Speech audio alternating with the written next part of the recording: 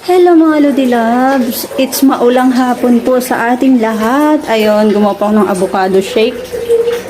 So, ayun. Hindi ko na pinakita kanina sa inyo.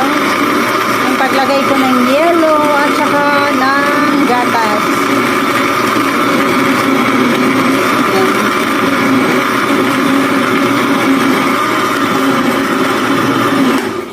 So, ang ginamit kong gatas dito mga Lodi Loves, naubusan ako ng ibap. So, ang ginamit ko na lang dito is yung powder namin na gatas dyan.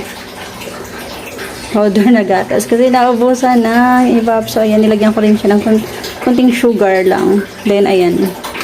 Tingnan natin yung loob. So, ayan na siya. Oy, ready to serve na sa mga kids. Dahil maulan, ayan, napapunta tayo sa shake. Napashake bigla nang wala sa oras. While we are watching movie. Yun. Nood kami ng movie. Andun si Juliana. Tumayo saglit siya sa kanyang work. Kasi naghahanap siya ng... Nakapanood na kami ng isa. So, next naman may papangalawang movie pa kayong panoorin. So, ayan.